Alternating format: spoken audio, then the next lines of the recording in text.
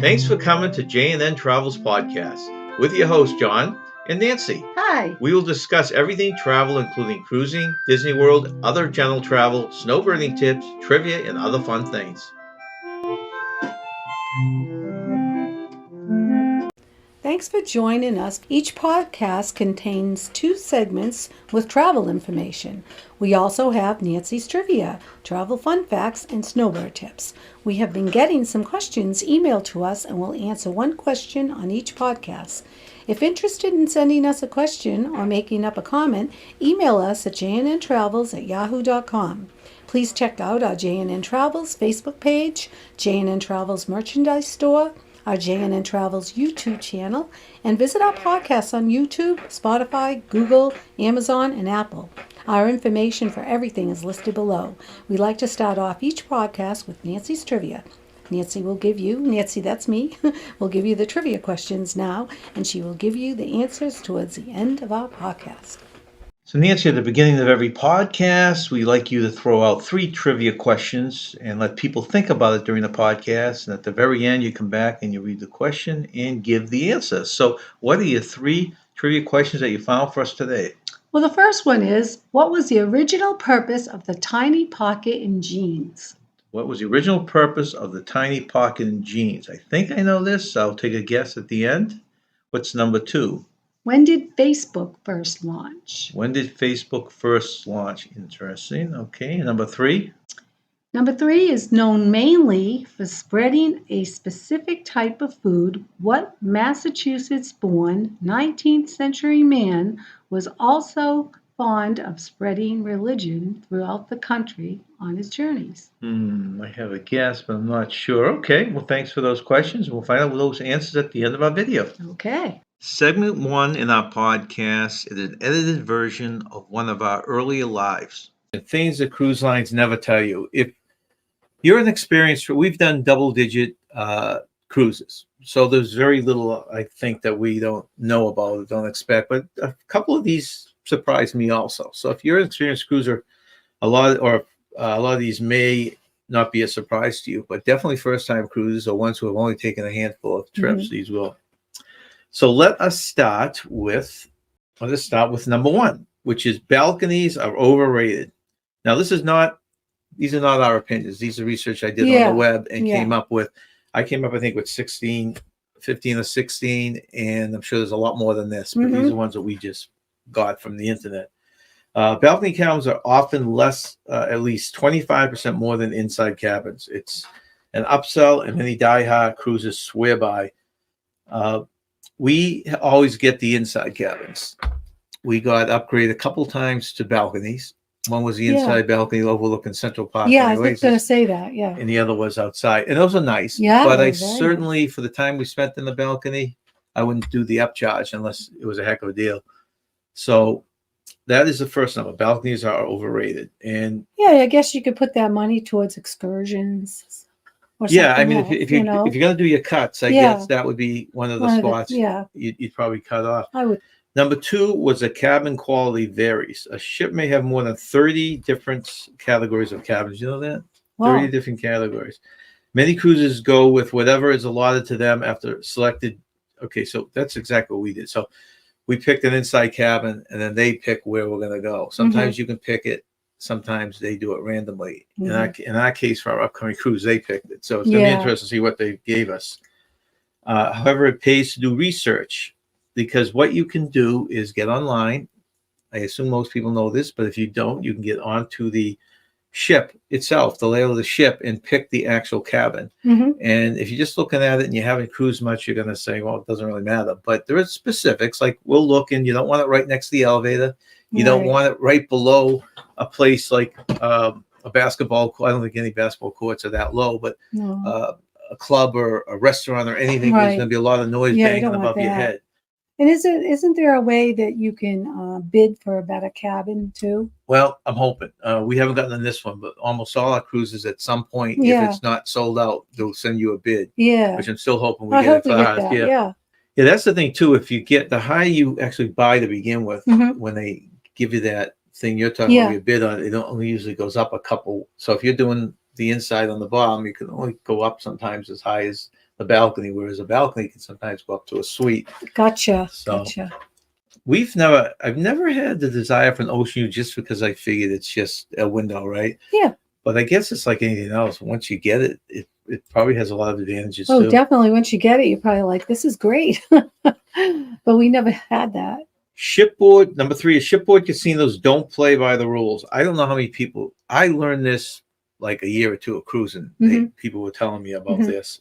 Casinos are a huge profit, as you all know, probably one of the big profits of the cruise line, which is one of the reasons probably Disney is so expensive, because they don't have a casino. They don't have a casino, yeah.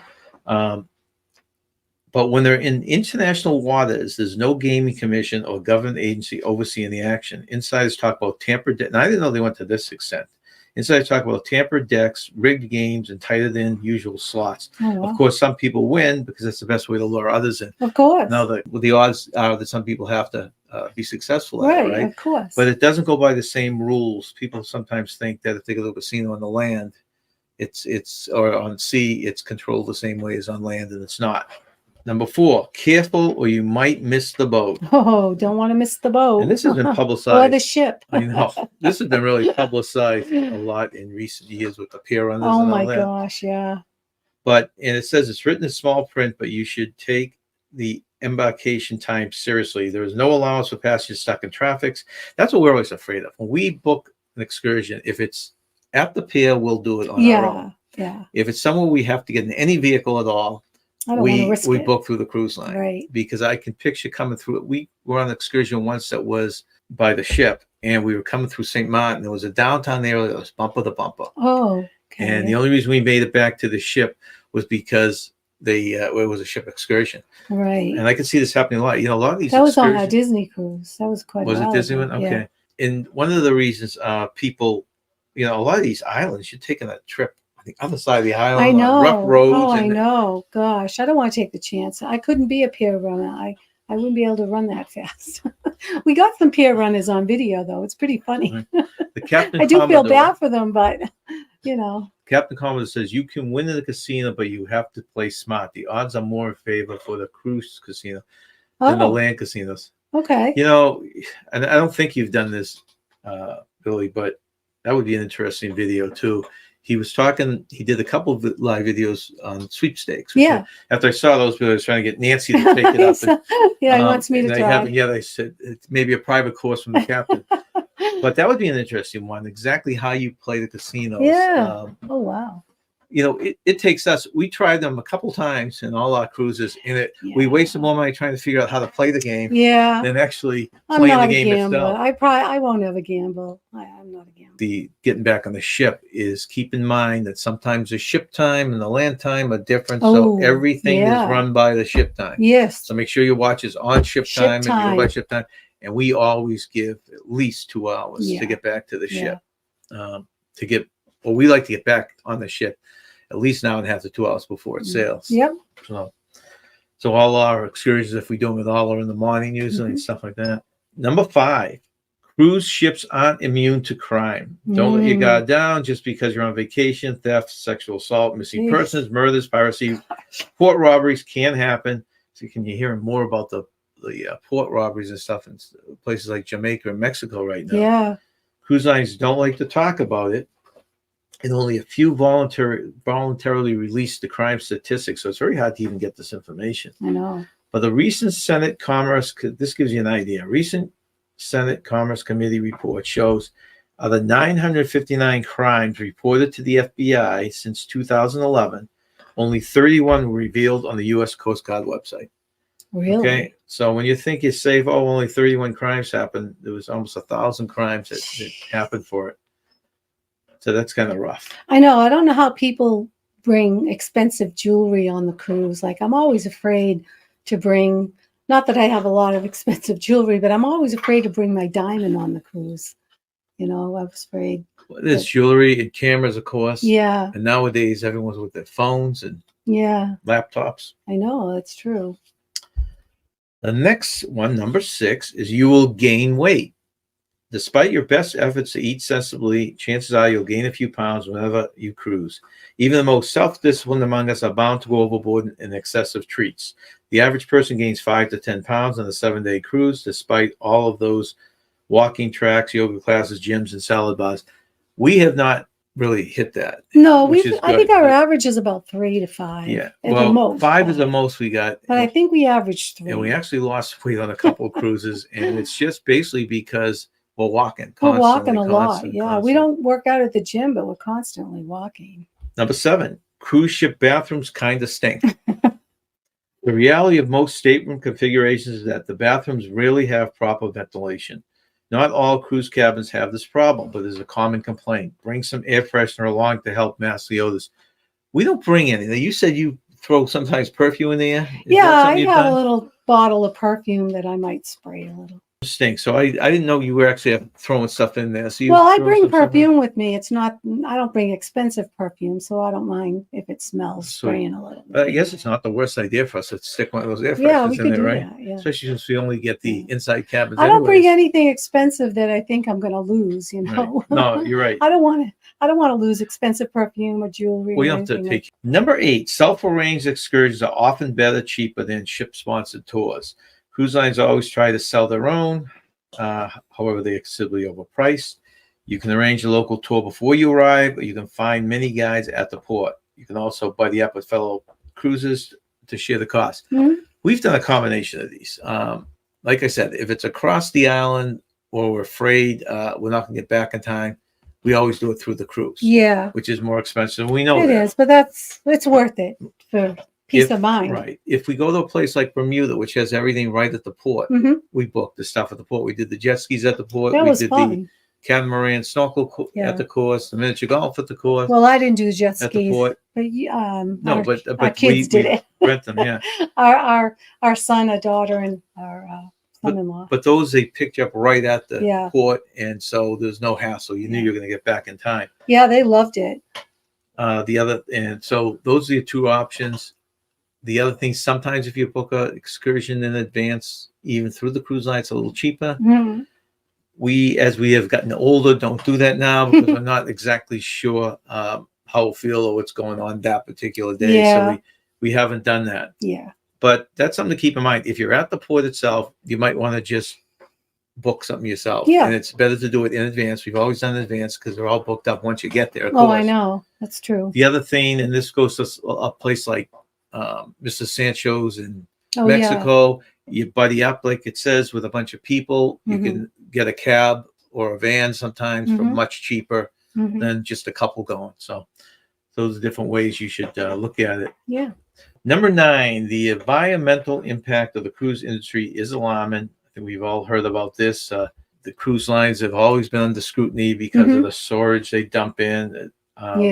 The 16 major cruise lines generate over 1 billion gallons of storage. Wow. Much of it raw or poorly treated. One cruise ship can produce 13 million cars worth of CO2 in one day. Wow. Storage, gray water, oil, bilge water. Air emissions are concerned both while at sea and docked. They have, in the last 10 years, they have improved greatly. It's still something, though, that they're negative on the environment, right? All right, next one, number 10, you might skip a port. Okay, don't think. Now, we were under the illusion if something happens, you could skip a port. But there are situations with hurricanes or other things where a ship going, say, from New York down to the Caribbean might totally change the whole itinerary and go north. Oh, really? Yeah, which I can't fathom how that can happen. You're closed and everything. I was going to say that you're packing for the Caribbean and oh my gosh, yeah. I don't know how rare that is, but that's so. If I guess the clothing stores on board would get a lot of business. You'd buy a lot of sweatshirts. Well, that's true. You know, too. I mean, if you didn't have it, your first stop, and you have to buy all this stuff. Our first experience was when we missed.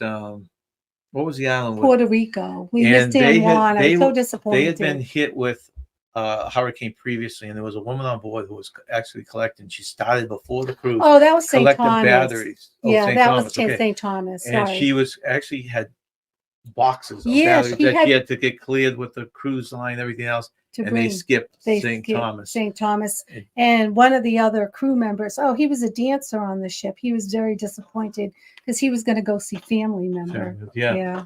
And then, of course, we had the engine problems. So Yeah. we ended up going, instead of Granada was like a fallback, right? It supposed to go was. somewhere else. Yeah, we were supposed Was to. that the San Juan one? I think so. I think we missed St. Thomas and San Juan. We did go to Granada.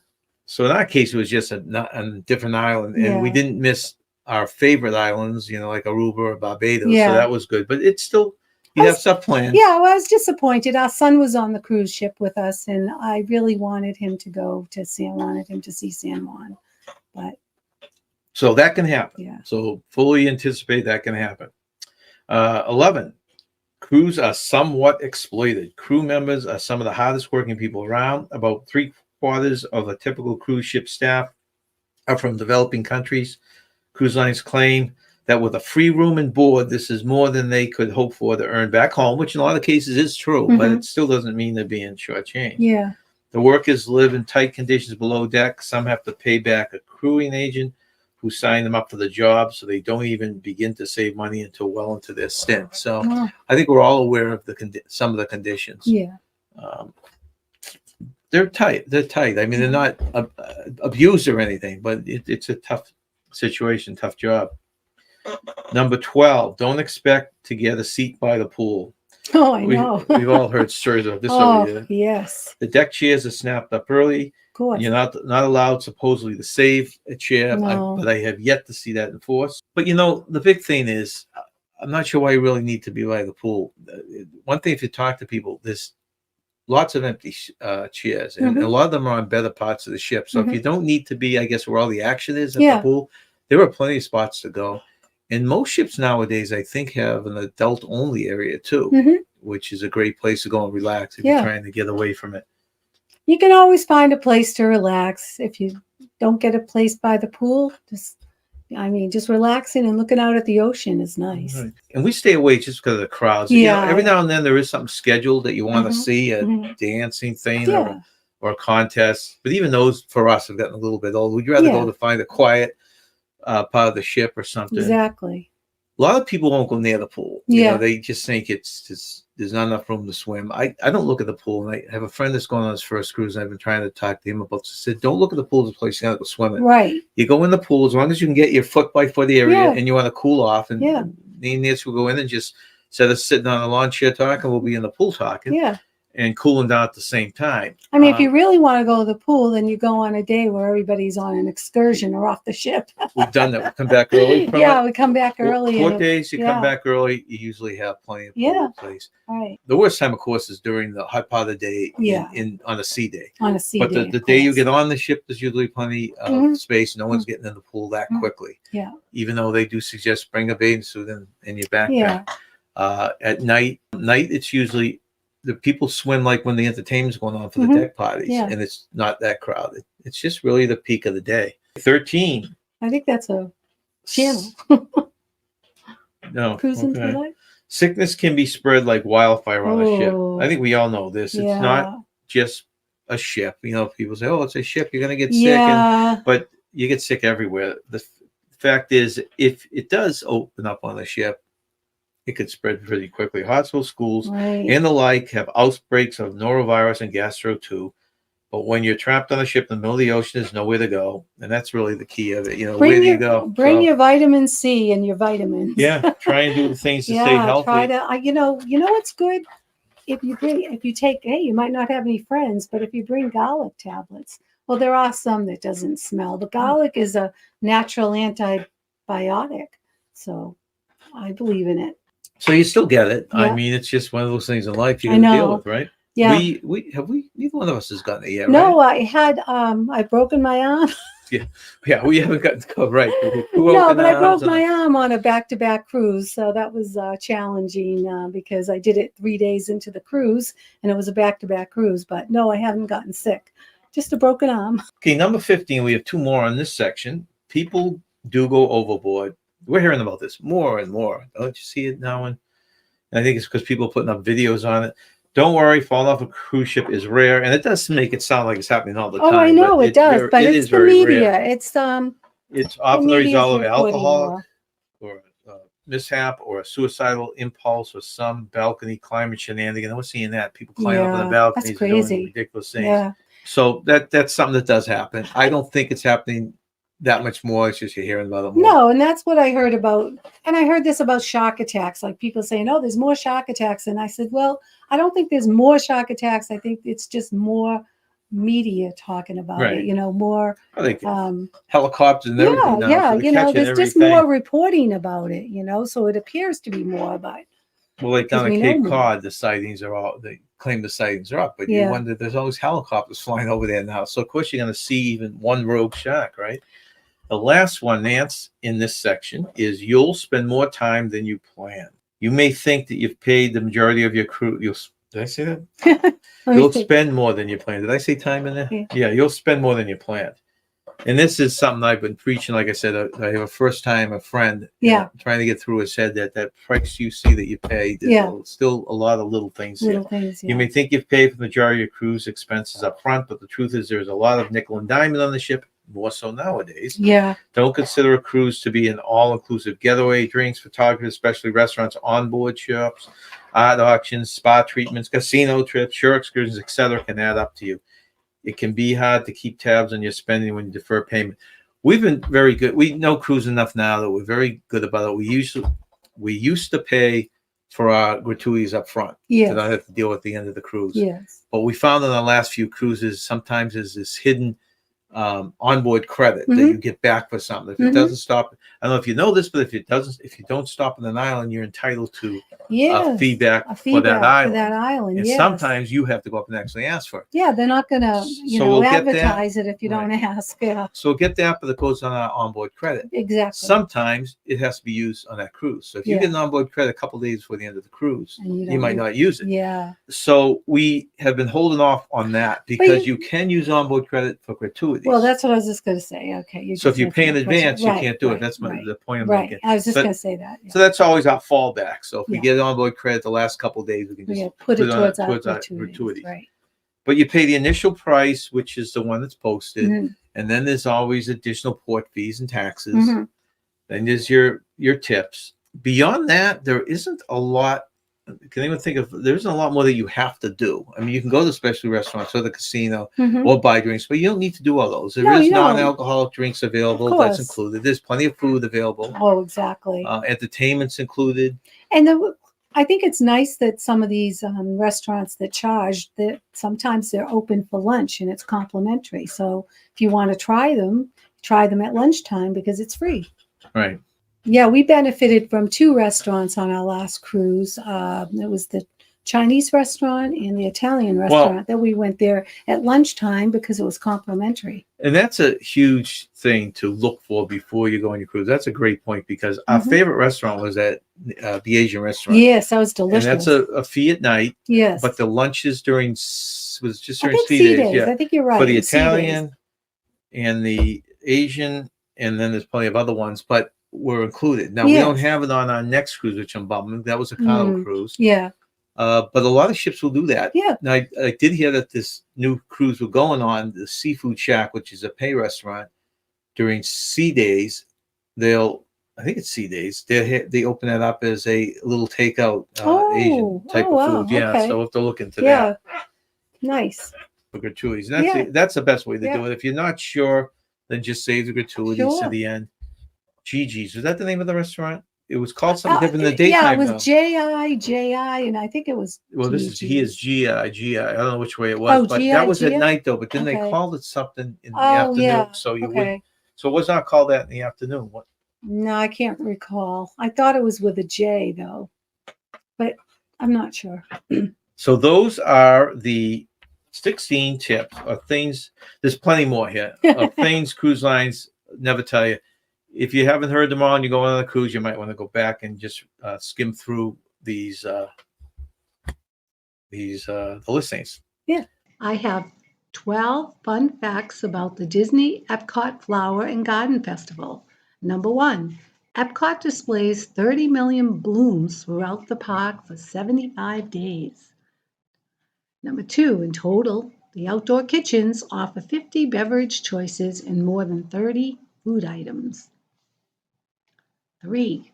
Mike and Sully's theme playground is one of the largest gardens at EPCOT and sits on 1/3 of an acre. The Sully topiary weighs 4,300 pounds. Number 4. Miss Piggy can be seen in the Tour de France Lure Garden along with friends Timon and Pumbaa, Cinderella, Belle and Beast, and even Phineas and Ferb. Together they make the largest collections of characters in the world. Number 5 is the festival character topiaries are made up at least 25 different plants, grasses, and mosses. Number 6, Epcot shows off 60 different species of trees, 47 types of plants, and 48 varieties of bedding plants throughout the park. Number 7, more than 500,000 plants, trees, and shrubs are planted for the festival. Number 8, my favorite, the Butterflies on the Go Butterfly House is home to 1,000 native butterflies. Number 9, there are 150 hands-on seminars and demonstrations throughout the festival. 10, the walkway between Future World and World Showcase features 225 floating mini gardens. Number 11, the festival landscape required the help of 400 Walt Disney World horticulturists. And last is 12, these flowers don't sprout overnight. It takes more than 1 full year and 24,000 cast members to run the annual festival. Follow John and Nancy from J&N Travels as they snowbird in Florida for the winter months. Snowbird tip. Looking for a place that has food, drink, and live entertainment? Check out the local Bahama Breeze. All the Bahama Breeze locations feature reggae, Caribbean, or contemporary tunes, and every Bahama Breeze has a live music lineup that keeps you in the island state of mind and moving to an easy beat. There are also drink and appetizer specials.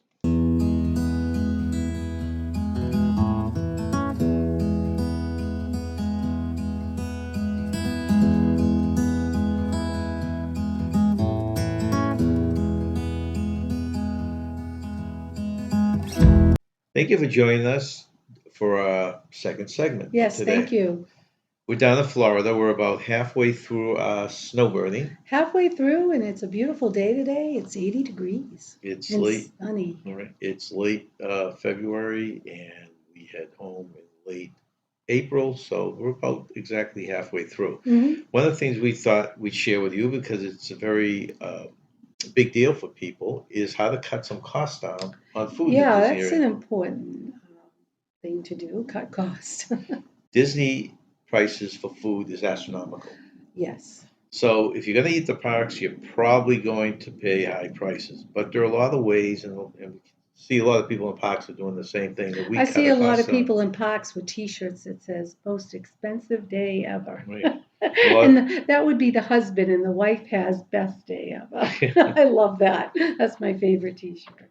So it's pretty funny. But so what we do is we start out. Now we're down here for 4 months, so it's a little different for us. We get a place with a full kitchen, full refrigerator, and of course, this is the number one recommendation. If you can get a place with a full refrigerator and your stove and oven and stuff like that, you can cut costs way down just by doing food shopping. You're not going to spend any more down here for food than you are back home. Right. So 2 weeks of food shopping down here is 2 weeks of food shopping home. So it's a break even. Yeah, really. Because the prices are comparable to other grocery stores, We do notice like certain meats are more expensive down here. Like Mhm. chicken is the cheapest one down here.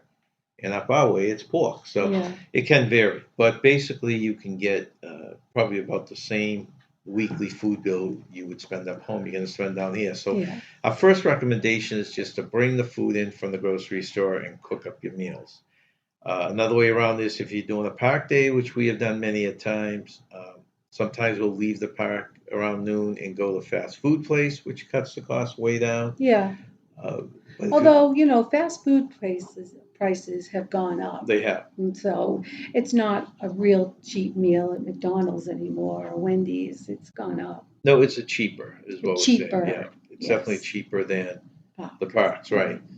So that would be a recommendation. You go for fast food. But what we've done in recent years is we'll leave the park come back to our condo or hotel room and have a meal there, and then go back to the park. So Right.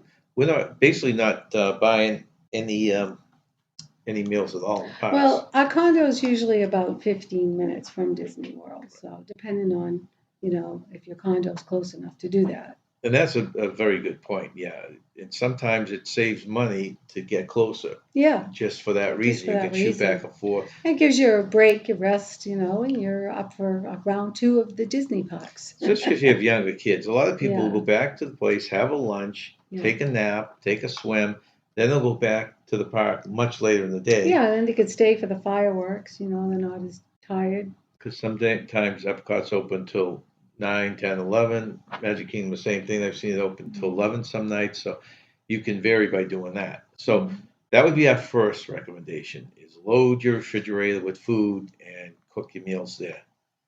The other part of that is, which we've been doing every single day. We've done double-digit numbers in the park since we got the annual pass. And what we do is, I don't think we ever did this before, but we pack up a couple sandwiches each. Yeah, that helps. With snacks, and we put them in a backpack. Yeah. And usually about halfway through the day, we're hungry. Instead of leaving the park, coming back, driving 15, 20, 25 minutes back to our condo, we just stop and have a nice little break in the park with our sandwiches. Yeah. That works beautifully. Yeah, that's been huge, and it's kept us going and given us strength and energy. So that's absolutely been huge. It does take strength and energy to do these Disney parks. Right. They do wear you out. Now we didn't know if it would work as well with when our kids came down, because now we went from 2 people to 4 people, which would be 8 sandwiches. But my son happened to bring down a bigger backpack than I have, and ours was fine for the 2 of us. But we'd never have held 8 sandwiches. His backpack held 8 fine. It worked. Right. We also throw in plenty of food, like energy foods, like those little oranges, the oranges, which are a great deal down like here. The little mandarin oranges are really Pears, banana, fruits like that. We throw in some chips, some pretzels. I always go next door to the Dollar Tree and pick up those boxes of the crackers that have sandwiches, like a cheese in the middle of the crackers. Those are good snacks. Right. So we bring a variety of stuff just to keep the energy going and go through a whole day without spending a penny in the parks. So that's huge. Yeah. I highly recommend doing something like that. And I've even heard people, we haven't done it yet, but they don't like sandwiches. They'll pre-cook chicken and pieces of chicken in their backpack, in the container, of course. Yeah. And even pizza, cold pizza. A lot of people like cold pizza. I like cold pizza. I could see us doing that at some point. Or if you don't want to carry it in the backpack, you can get a cooler and leave it in your car and go back to your car and get the food out from your car if you have a cooler. I thought about that, and that was something we did way back when the kids were young. Yeah, we did that a long time ago. We had a full cooler full of food and ice. Drinks and ice. Right, and we would go back there. Now, I'm under the impression, I'm not that Disney was a lot stricter many years ago with bringing food in. They aren't as strict now, and I've seen people going in with huge backpacks. Oh yeah, and they allow them in. Yeah. So probably anything short of a cooler. Yeah. You could go into the park with, and some of those knapsacks basically have built-in coolers too. Oh, they do. Yeah, some of the people's backpacks are pretty huge. Yeah. So you have no reason not to really get off without buying any foods. You can bring it all in.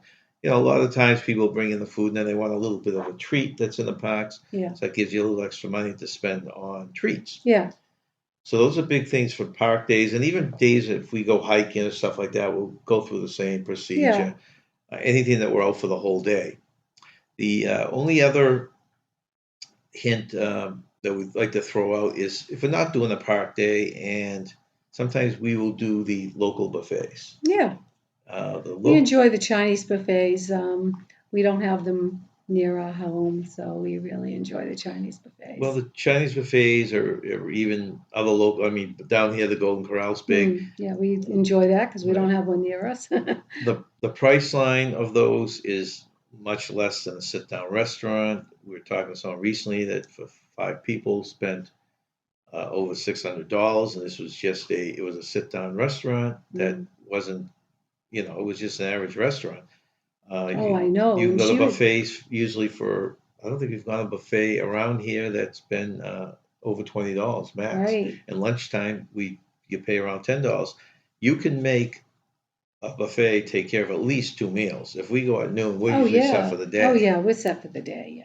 And if you go a little later, like if you can time it and just go, maybe have a little something for breakfast and then go midday, you're That really takes golden. care of dinner, Yeah, for you're sure. golden. So Yeah. we recommend maybe do that. We don't go too often.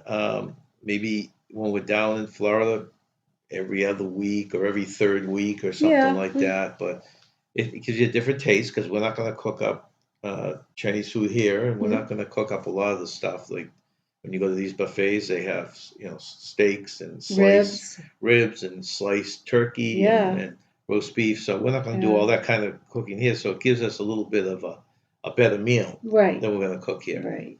But so the number one recommendation is to buy and stock your refrigerator if you can do it. Now this goes for we've stayed for 3 or 4 nights at a hotel. They don't have the big refrigerator, they don't have the full kitchen, but what they usually have is a microwave and a small refrigerator. Yeah. So we'll actually go next door and pick up different microwave meals or sandwiches, keep them in the fridge/freezer, and that gives us a meal in the microwave too without having to go out to eat. So if you don't have the full kitchen, and you're in a hotel, use the mini microwave fridge combination. And the hotel we stayed at this year offered a lovely breakfast. That was nice. Yeah. Well, look for that. That's a very good point. Look for something that gives you the breakfast. Because that was a really good breakfast. They had everything. The last few years, I haven't been in a hotel that does not have a microwave. But let's say they didn't have a microwave. You still have a freezer / refrigerator. You can keep cold cuts there, tuna fish there, stuff like that, salads that you could actually have meals without having to run out to restaurants. So full kitchen, if you can, with the refrigerator, that you can cook just like you did at home for the same price as at home. Yeah. Hotels with a mini fridge or freezer, you can get smaller meals that will keep you going for several days, and you can keep replenishing it. Go to local buffets. They're a lot cheaper and it'll keep you full longer than the sit-down restaurants. And those sit-down restaurants can be very pricey. Yep, very pricey. After talking to a few people that had a meal for 6 people, it came to $500. Yeah. And the big one, of course, is make sandwiches or bring foods that you can bring in and load up your knapsack, backpack, and bring the food into the park with you. The other thing, the final thing on this is what we'll tend to do if we do sit down, have a restaurant, either at a fast food or in the parks. We just always take home a couple of these. You grab these condiments, the little mustards, the dip for the chicken, the main tartar sauce, ketchup, that helps, cheese, all this stuff. You just throw in a couple in. If you're having meals back at your condo / hotel, you're not going out and buying a big container of ketchup or tartar sauce that you're going to throw it after 3 or 4 days, or if you're at a hotel. So this is a great way to stock up most of the stuff. I think all this stuff, none of it has to be refrigerated. No, so we just collect them whenever we sit down for a meal. We just throw a couple extra ones or leftover ones in the bag and bring it back. They also have salt, pepper, and all sorts of stuff. So bring your condiments back with you and try and eat as many meals as you can that are just prepared. So that's all I've got to say on that. That's all I have to say. I hope you'll follow some of these hints. Let us know in the comments if you do the same thing, if you follow any of these hints, and hopefully you'll be able to save money and be able to spend on other little treats or souvenirs in the parks. Thanks for watching. The answer at the end of another podcast, and it's time for you to give the answers to your 3 trivia questions. Okay, number 1. What was the original purpose of the tiny pocket in jeans? Now, my guess was to put change in it. Is that I the had answer? no idea, but it's to store pocket watches. See, it doesn't even seem like it's big enough for a pocket watch. It doesn't. It seems big because you can only fit your index finger. Right. I was thinking coins or a key or something. Yeah, a key would make sense. I never would have guessed that. What's number 2? Number 2 is, when did Facebook first launch? No idea. Somewhere around the early 2000s or something like that. Yeah, you're right. 2004. So. Well, I don't know if I'm right. That kind of covers 10 years, but 2004. Yeah. It's relatively new then, 20 years old. Yeah. And what's number 3? Known mainly for spreading a specific type of food, what Massachusetts-born 19th century man was also fond of spreading religion throughout the country on his journeys. And What was that the would be answer? Johnny Appleseed from Leominster, Mass., not far from where we live. No, in fact, we visited his, I don't know if you call it a museum, it's or a rest area, Yeah, but they have a statue at the rest area of Johnny I Appleseed. didn't realize he was a preacher, though. That's Yeah. interesting. Okay. Well, thank you very much, You're Nancy. welcome. Nancy, we're at that point of our video podcast where we take one of the questions from our listeners that have been emailed into us and answer it. So today's question is, do you prefer the main dining or buffets on a cruise? So I'll go with you first, Nancy. What do you prefer? Boy, I like them both, but sometimes I'm just in the mood to sit at a nice restaurant and have a waiter, serve me because it's more formal and I feel like I'm at a fancy restaurant. Yeah, and I think this has changed over the years. I think when we first cruised, we enjoyed the buffet more, Yes. the variety. And I think now we, like you said, we like just sitting there, being waited on, picking Yeah. something from the menu, Yeah. the whole deal. Now we cheat a little because we've gotten into a habit. What we do is go the earliest seating possible at the main dining, Mm-hmm. and then usually by 2 or 3 hours later, before the buffet closes, we go through the buffet because what a lot of people don't know is they sneak some pretty good food in on the buffet They without do. advertising it. They do. That's correct. We found one night shrimp on a schooner. We found another night baby back ribs, and none of these are advertised. Mm-hmm. They had lobster one night. Remember they were walking around because they had too many lobster Yeah, seals that left, and was they were handing them out great. the I was buffet. like, what? That was awesome. That was a real treat. So I guess we both enjoy the main dining Yeah, we don't. more than the buffet. Yeah, in our everyday life, we don't go out to fancy restaurants. So when we're on a cruise, we like to do that. Like to be spoiled a little bit. Exactly. Yep. Okay. Thanks, Nancy. And if you would like to send in a question, our email is on this front page. Just send it to j&ntravels at yahoo.com.